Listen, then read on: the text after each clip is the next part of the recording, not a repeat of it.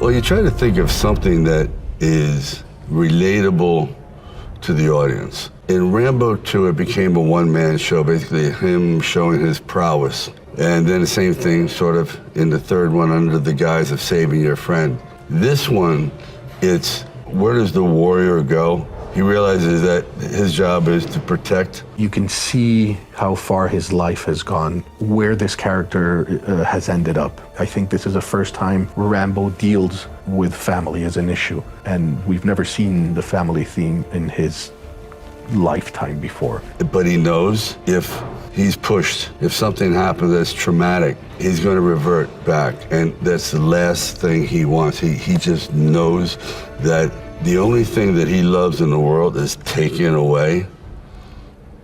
Then he's going to bring vengeance, he's going to bring suffering, he's going to bring death, and there's nothing they can do about it because he welcomes it himself. I finally came home Uncle John! to defend the only family I've ever known. I play Gabriella. She is basically a sort of stepdaughter to Rambo. He raised me. This is basically his daughter, or daughter-like figure in his life that he's never had. I'm in search of my real father. I have a lot of questions. I want to know why he left us. So I had a lot of questions. I step out, I go to Mexico to try to find my father, and then I don't come back. My disappearance alarms my grandmother and Rambo, and he sets off to find me because he knows something isn't right. No man is an island. It's the worst dilemma, one of the worst diseases. Even Rambo can't be alone anymore. He really needs human contact. He needs love. You're dealing with an expert, with guns, with knives, with his bare hands. Rambo was the best. Rambo was a tool for a machine, for a military machine. They took probably a young man at 17 who was already fragile and put him into situations so horrible that he never recovered. So he's almost like the Frankenstein monster. It's like Jekyll and Hyde, and it's something that he didn't ask for. To actually be on a Rambo set and be with Sly, you know, it's one of those things I can cross off my bucket list. So it's very gratifying for me. The one thing that will never change in your generation, you're a lot younger than me, and what's coming up in older generations, is our emotions. Our heart never changes. It doesn't. It's either broken, it's moved, or you feel nothing, but the heart controls it. So if you can write a story, is what I'm saying, that touches the heart, then your audience will never abandon you. Give a special one when he's doing the roll. Roll. Close up on you, a little wider to see the whole thing. And the tight on the hands, tying them up. Yeah. We have one cat, we have one. Don't get wet though. No, mind the mud.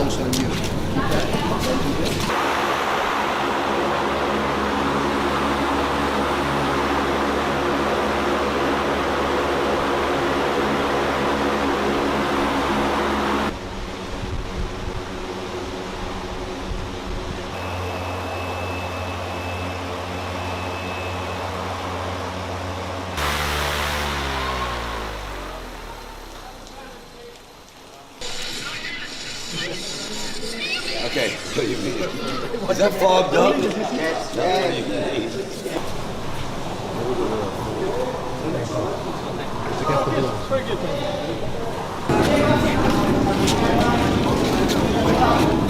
Thank you, right? And then it's, you know, I turn up. And then,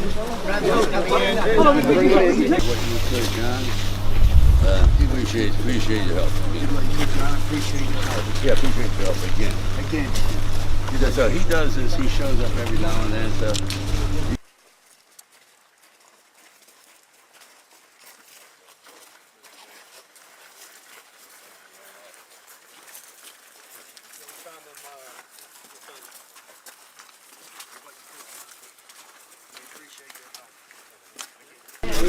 Yeah. I don't have no idea.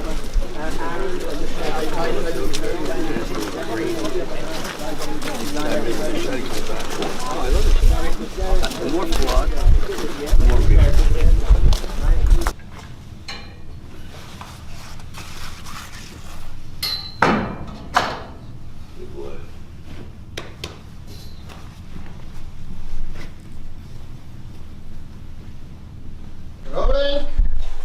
Cata. Siempre me han gustado. Pero si una me sale, me cabrón. Hay que castigarlo.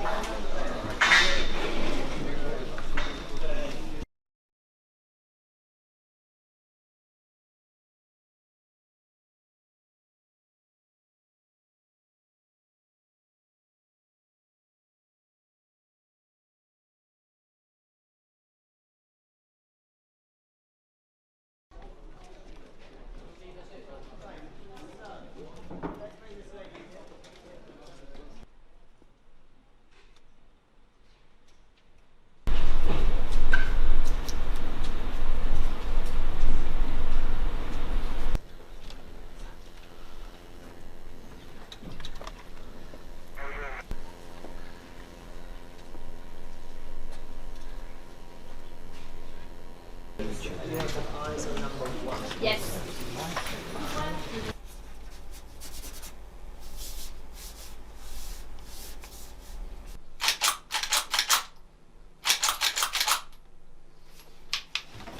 Okay.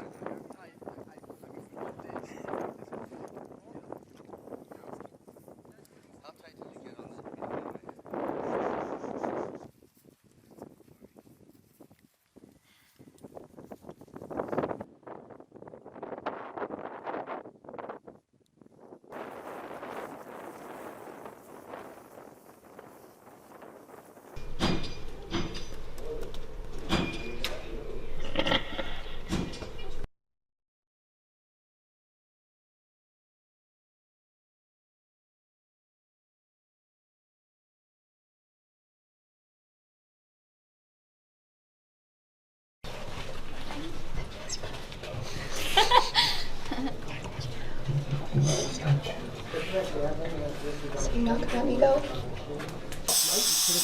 Okay.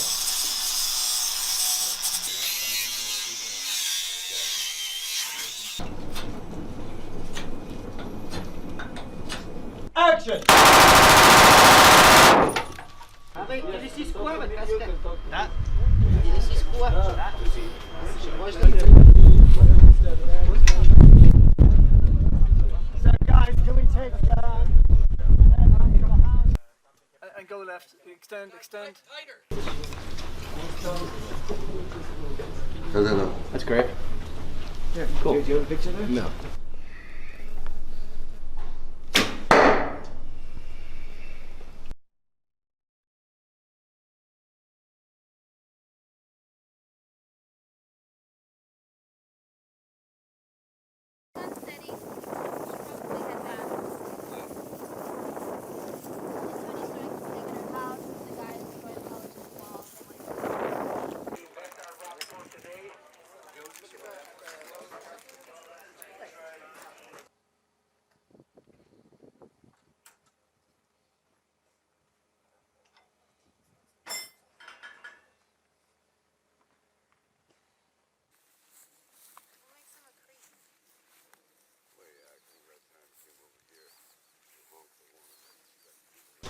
All right, same setup.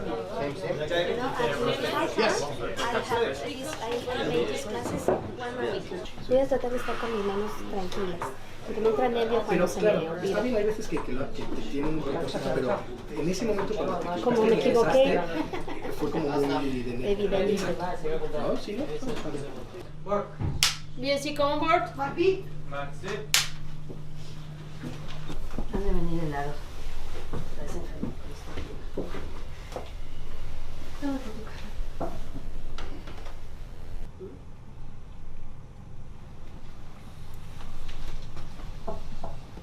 I didn't see your car. Sí, San Antonio's.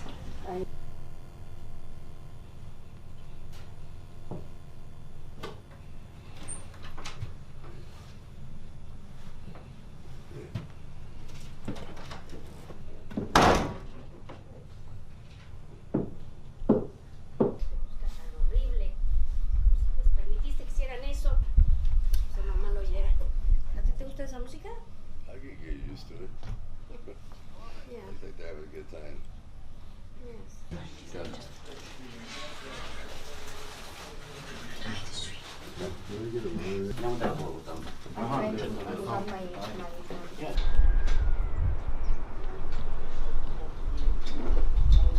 So if we do this, then we have one camera here for close-up, okay?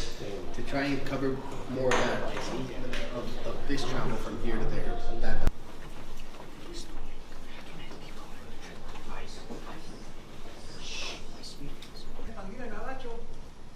Bueno, más bien crecer. Asociarme con ustedes, con su permiso, sería dar un salto de calidad. El mercado es bueno. ¿No? O sea, él como que se abre, mira, no tengo tiempo, ¿no? Esto, ¿ah? Y él te lleva, y te espera, ¿sí me entiendes? Como veas. Sí.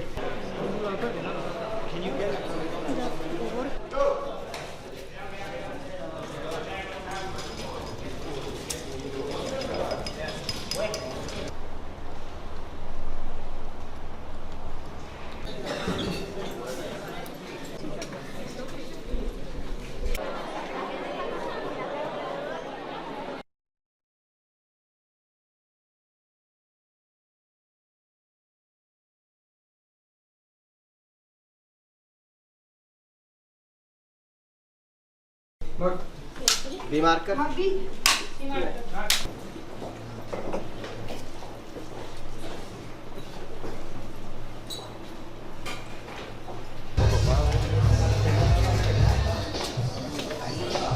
like to see.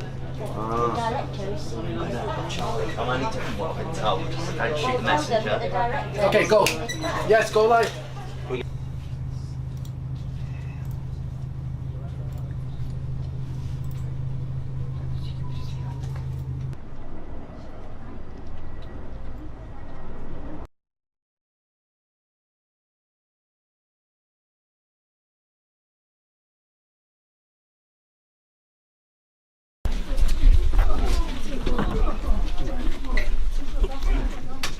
As this is happening, the cup is so wide and 300 on as well, so we should be slightly up so that we can see the right.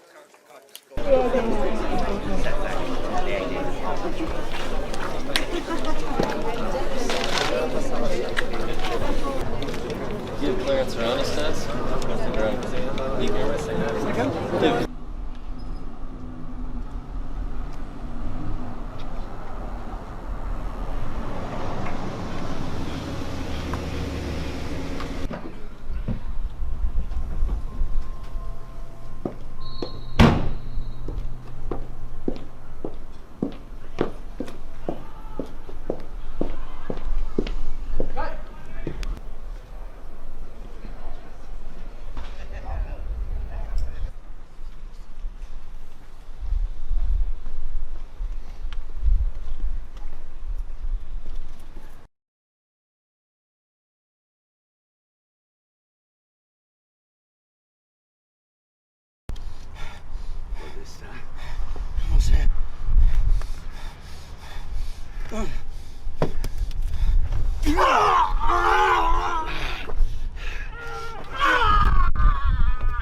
Look at this.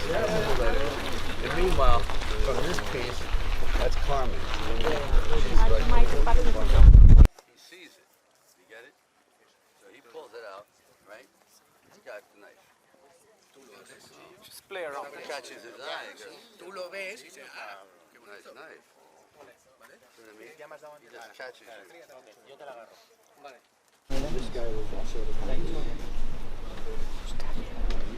I'm of the first generation Rambo fans. You know, I grew up with it. I was a fan before I ever even imagined of being in this business. So to actually be on a Rambo set and be with Sly, you know, it's one of those things I can cross off my bucket list. So it's very gratifying for me. Sly is one of those few actors still around that everybody knows and everybody's seen and everybody gets pleasure out of working with. And he's if you see him work, he's very giving with other actors and makes them feel very at ease with him. Rambo is a very loyal character, and he's a very straightforward character in his beliefs and what he thinks. In the other Rambos, he was sort of always put in a situation or sent into a situation or forced into a situation that he had to write. This one, I mean, it's more obvious than any. This is the first time it's personal. You know, this is basically his daughter or daughter-like figure in his life that he's never had. So, you know, I think anybody, especially if you're a parent, but I think anybody can relate to the fact that if, you know, anything happened to your kid, it would just trigger, it would pop that lid open, which is what it does. I think the humanity in this movie, and the way this character has evolved in its humanity, I think is very important. You can see how far his life has gone, and how far his past has taken him to this point. So I think there's a journey that you can read hopefully in this film, that, you know, even if you watch the others, it's better to sort of understand where this character has ended up in this part. Loyalty, humanity, and family. I mean, I think this is the first time Rambo deals with family as an issue, and we've never seen the family theme in his lifetime before, and to actually see him in this kind of family, I think it's maybe unexpected, but it's very rewarding. Well, you try to think of something that is relatable to the audience. And in Rambo 2, it became a one-man show, basically him showing his prowess. And then the same thing sort of in the third one under the guise of saving your friend. This one, it's truly trying to find an end. Where does the warrior go? He realizes that his job is to protect, and that's the only thing he's good for. But he knows if he's pushed, if something happens that's traumatic, he's going to revert back, and that's the last thing he wants. He just knows that if the only thing that he loves in the world is taken away, then he's going to bring vengeance, he's going to bring suffering, he's going to bring death. and there's nothing they can do about it because he welcomes it himself. No man is an island. It's the worst dilemma, one of the worst diseases that strikes mankind is loneliness, isolation, abandonment, and that when you have that and it's so precious that there's nothing you would not do, to sacrifice yourself for that person you love, including going into a burning building. So that's what I'm trying to convey, that even Rambo can't be alone anymore. He really needs human contact. He needs love. You know, man is truly split in half, and you know, Rocky it's a bigger than life celebration of the glass is half full. He's just very optimistic, and he just will not allow himself to burden other people with his insecurity or his lack of success. He just won't do that. Rambo was a tool for a machine, for a military machine. They took probably a young man at 17 who was already fragile and put him into situations so horrible that he never recovered. So he's almost like the Frankenstein monster. It's like Jekyll and Hyde, and it's something that he didn't ask for. The country did, and then basically discarded him. It's an ability to kind of tap into something that is still relevant, that the one thing that will never change in your generation, you're a lot younger than me, and what's coming up in older generations, is our emotions. Our heart never changes. It doesn't. It's either broken, it's moved, or you feel nothing, but the heart controls it. So if you can write a story, is what I'm saying, that touches the heart, then your audience will never abandon you. You only do what you know. I recommend, don't try to go into someone else's backyard and compete with the fellow who, that's his genre. He grew up on comic books. This one here grew up on that. Just write about what you know and write about the human condition: heart, energy, and humor. Heart, energy, and humor.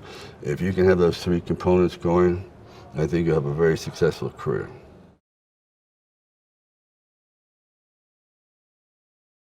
So I play Gabriella, and she is basically a sort of stepdaughter to Rambo. He raised me. She's very virtuous, very supportive. She understands that he's going through a lot of PTSD, and that's my kind of character. She has a really good head on her shoulders. I'm in search of my real father. I have a lot of questions. I want to know why he left us. I feel anyone who has grown up with a parent that's missing always would have questions, regardless of how good their current parents are. So yeah, so I had a lot of questions. I step out, I go to Mexico to try to find my father, and then I don't come back. And so my disappearance alarms my grandmother and Rambo, and he sets off to find me because he knows something isn't right. Oh my gosh, he has been so great, so great. He's very receptive to my ideas. He's very passionate on set. It's really good to come into this. This is my first big blockbuster movie, so to come into this with someone who has been working in the game for so long and still have all that passion and just want to just do everything right, it's really refreshing. He's really great to work with. He's very energetic. When we do a scene and he's in love with it, he comes up to us and gives us that feedback. This was great when you're doing this. He's just very enthusiastic, so he's really essential in bringing that energy up, keeping it there. He's great to work with, honestly.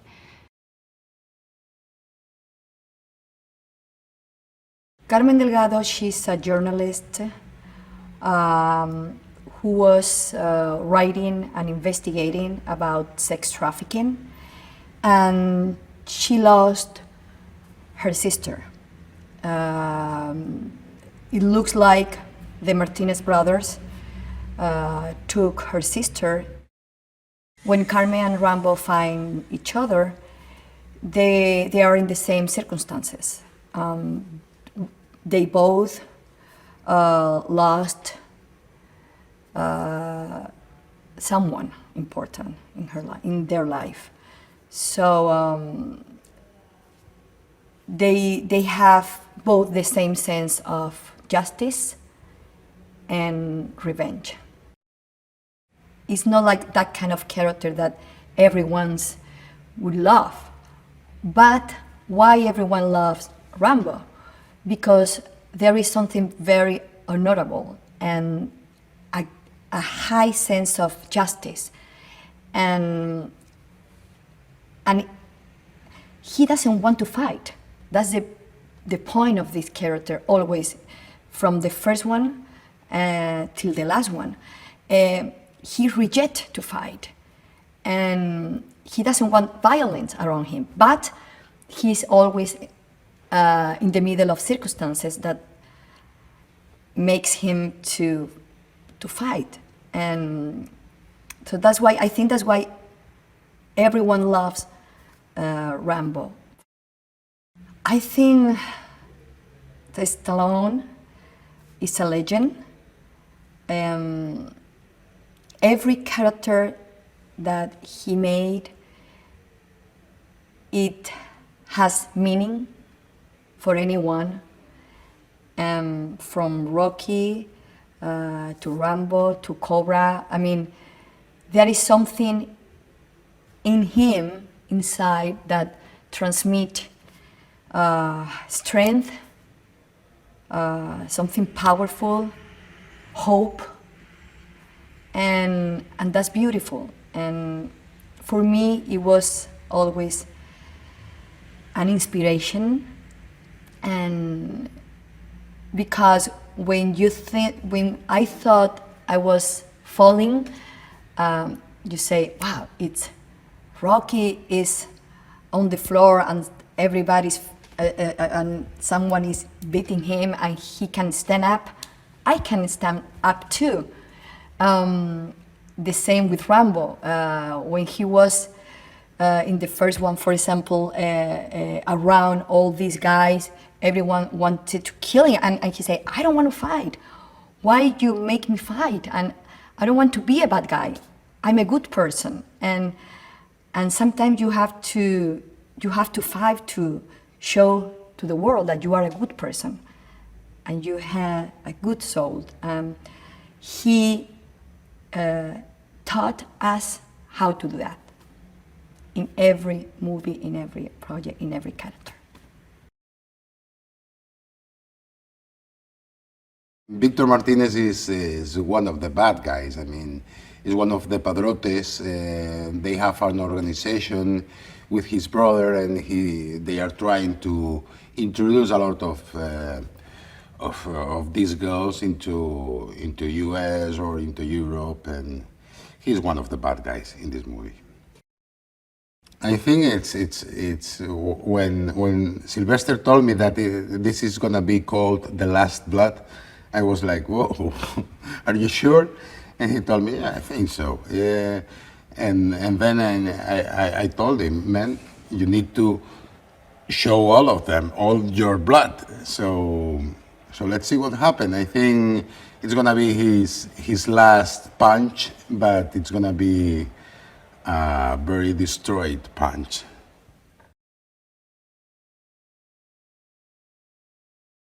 Maria Beltran is a lovely, lovely Mexican woman, strong woman, worker woman. And then, with the pass of the time here in the ranch, he will be part of the family. I think Maria Beltran is so wonderful example like a Mexican woman. Maria began to work here in the ranch since he was 20, and then she became to be part of the family. Well, I think everybody loves superheroes. Not only superheroes with extraordinary and amazing powers. We love human superheroes. And I think Rambo is this kind of superheroes. It's a human superhero. We thought like people in the world that we need someone who help us, someone who try to fix the misunderstanding, the bad things in the world. And I think Rambo is this kind of superhero. He tried to fix the horrible things that happen to innocent people. We need this kind of superheroes all the time. I read the script and I really like the story because it's not only an action movie, it's a movie about the origins of this superhero, the origins of this human, this lovely human, you know, this touching human. And I really love this script because the relationship in the script between Maria and Rambo is lovely. And I say yes, of course. There's such a core audience for these Rambo films. It's such an iconic character, and I mean, it goes back, you know, almost 30 years. And during that time, there has always been a demand for John Rambo. There's something about Rambo that kind of sits in the American psyche and Americans can relate to, and something very patriotic about that character, something about an underdog who has gone through trials and tribulations and has always managed to survive. And I think that character is a character that a lot of people can identify with and feel for. It's not, you know, some kind of comic book character where you don't understand their psyche. Rambo is a man with flaws, a man with sort of a checkered past, with issues having to do with what he's gone through his life, all kind of, you know, wrapped up in a human being, and I think the audience identifies with that. He's not a cookie cutter character. He's somebody who is always kind of changing and evolving throughout the franchise. So for me, we all knew that there would be a demand to see him at least one final time and in a different stage in his life. For the set of Rambo's Ranch, what we needed to find a very specific setting, a very specific location, and we looked in a lot of places, but you know, Rambo is a character, and the ranch itself, the house, the barn, the forge, the tunnels, all those are very Rambo specific. And you can't just go out and search and find all of that in one location or even 2 or 3 locations. So what we did was we approached it from, let's first find the piece of land that will match and will basically say something about Rambo's character and where he is. A sprawling piece of land surrounded by beautiful mountains, a place where he can go and live out the rest of his life in peace. And then to build on that, then we would build what is the kind of house he would live in. You know, are there horses, which there are, corrals. He's now into you know, the reining aspects of the horses. He's into doing his hand labor, all the stuff that kind of keeps him ticking and things that give him purpose. So we found this location in Sofia, where a beautiful piece of land where we could build the house and build the barn, and it was a complete build, and build the tunnels, everything, so that we could reflect that as part of his character. One of our challenges for this shoot was, while we decided we would do the ranch building here and the tunnels and most of the action here, because Bulgaria is very easy to get that done, and you get it done with you know, big production value. we also needed a Mexican look for the Mexican part of the story, which Bulgaria doesn't have. And we were looking for the places. We thought, well, maybe at first the idea was to go to Mexico, but that would have really fragmented the shoot and taken us out of Europe, and there were scheduling issues with actors, and we thought, well, where could we possibly go in Europe to do this? And it was Spain, but Spain itself, it doesn't necessarily have a lot of the Mexico elements, particularly the landscapes. And on top of that, we also needed some Arizona-type landscapes. So somebody told us, well, you should check out Tenerife. It's a great location. It's an island, and at first I thought, an island, but how many looks can an island have? And then I went to Tenerife, and I saw not only the architecture, the buildings, it's Spanish and it's Latin, and it fits perfectly for Mexico. But on top of that, Tenerife is just an amazing island in terms of the variety of landscapes and looks you have. You can be on the beach in the morning, and by 11 o'clock you're driving up a mountain and you find yourself in the most incredible green pine forest that you've ever seen, and then you go up a little further and you're in Arizona desert, real rocky Arizona desert with the Arizona red and the mountains, and you go up even a little further and then it's almost like you're on the moon, the surface of the moon. So it's an amazing place to shoot a movie. You can shoot, you know, almost any landscape there that you can think of, and even snow, by the way, at the top of the mountain. But it was just such a perfect fit for this movie.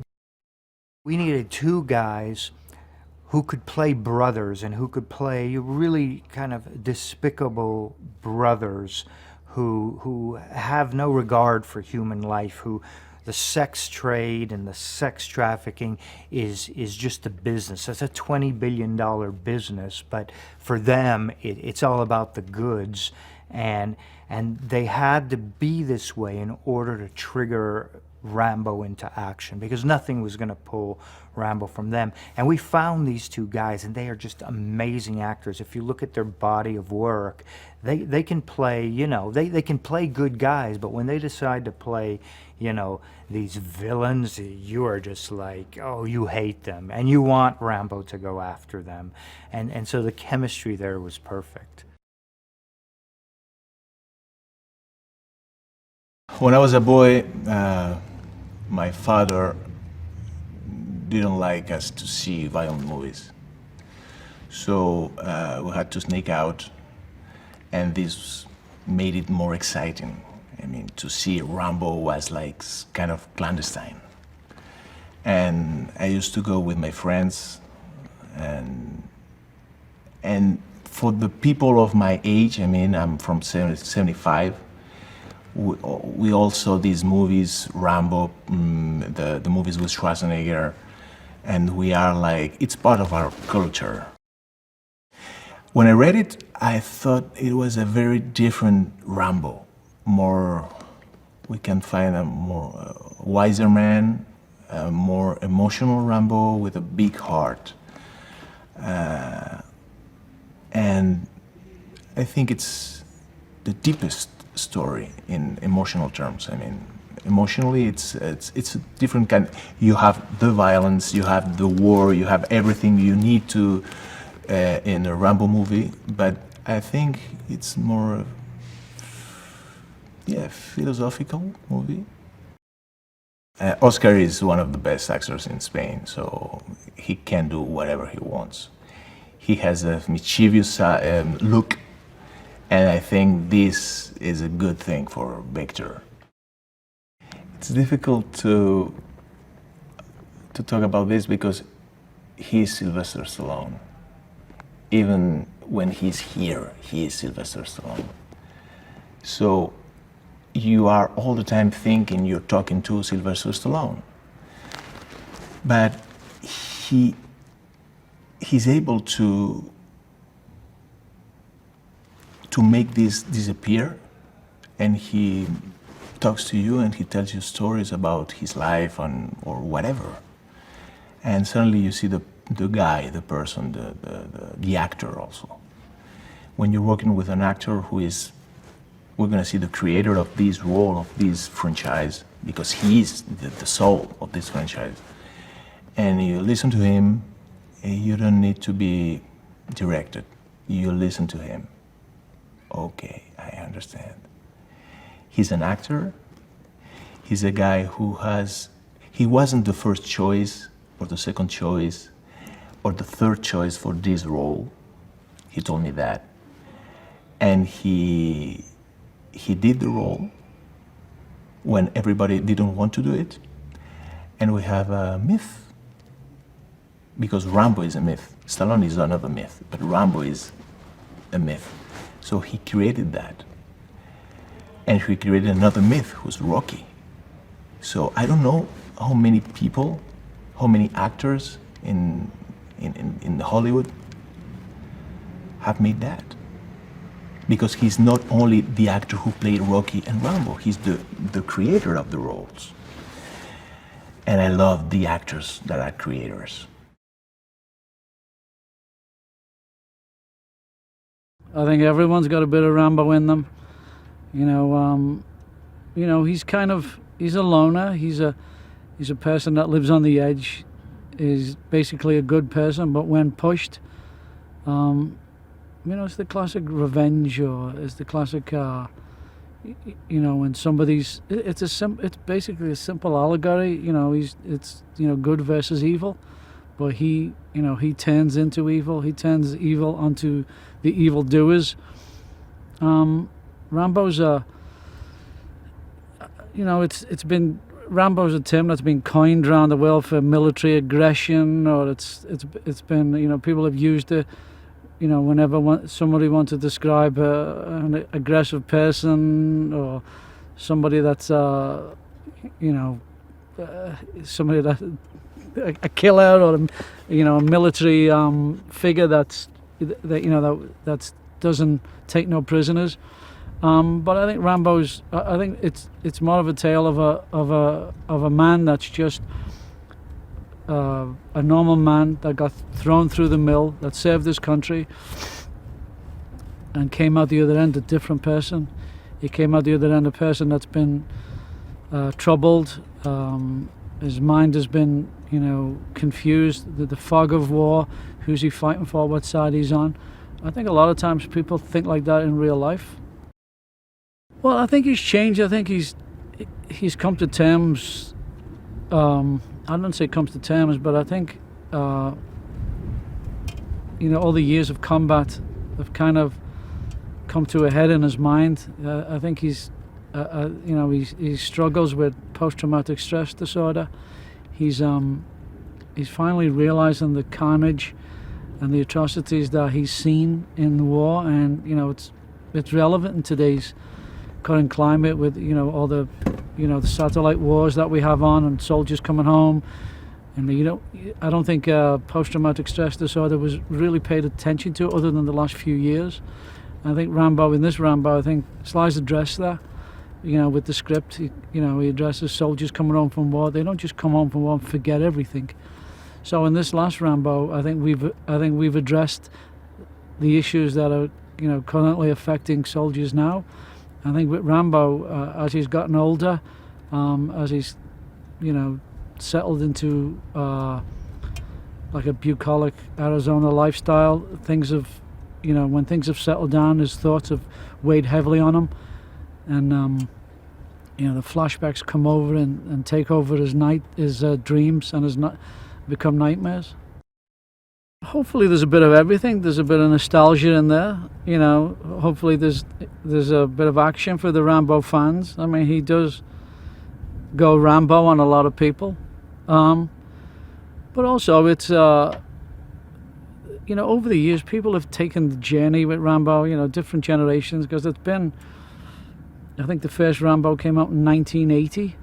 So it's audience, you'll have an older audience, hopefully that have seen the first one, to a younger audience who will maybe watch the previous movies. But it's like a journey that takes you through different stages and different times in Rambo's life, different You know, each movie he's hit some kind of political hot point, be it Afghanistan, be it you know, drug trafficking. You know, he's gone through a you know, prisoner of war.